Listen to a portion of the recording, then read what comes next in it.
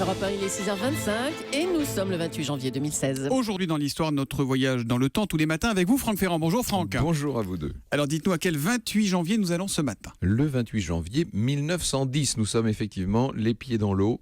Ce jour-là, la Seine atteint les 8 mètres 62. Tout Paris est submergé. Le point de repère, vous savez, c'est le zouave du pont de l'Alma est trempé jusqu'aux épaules.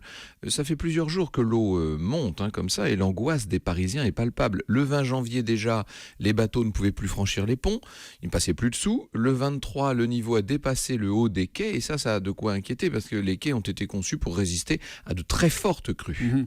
Et alors, quelles sont les causes de cette soudaine montée des eaux? On les connaît ou pas? Oui, elles sont multiples. D'abord, l'été précédent, celui de 1909, a été très pluvieux. Ensuite, c'est la neige qui est tombée pendant tout l'hiver et qui, évidemment, ça a augmenté le niveau de tous les cours d'eau. Les sols sont saturés d'eau. Le niveau de la Seine monte, mais aussi celui de ses affluents. L'Yonne, évidemment, le Loing, le Grand Morin, etc. Les dégâts, heureusement, sont surtout matériels. Mais à l'époque, il ne faut pas oublier que Paris est en pleine modernisation. Le métro, les égouts, tout ça est inondé et l'électricité évidemment est hors d'usage. Et donc les Parisiens sont bloqués chez eux, j'imagine. Oui, cela dit, on circule un petit peu quand même. Vous avez sans doute vu ces photos très célèbres de l'époque où on voit les Parisiens en barque. On a réquisitionné toutes les barques disponibles, notamment celles du bois de Boulogne. Et puis chacun il va de son invention. Alors il y en a qui utilisent des planches pour se faire un radeau, d'autres une armoire ouverte en guise d'embarcation. Bref, on improvise.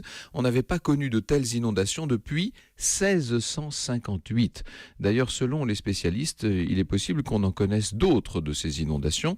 La question n'est pas est-ce qu'il y aura une autre crue, c'est plutôt quand est-ce qu'il y aura une autre crue. Mais enfin ça, c'est une autre histoire. Oui, Laurent Cabrol opine du chef en vous entendant.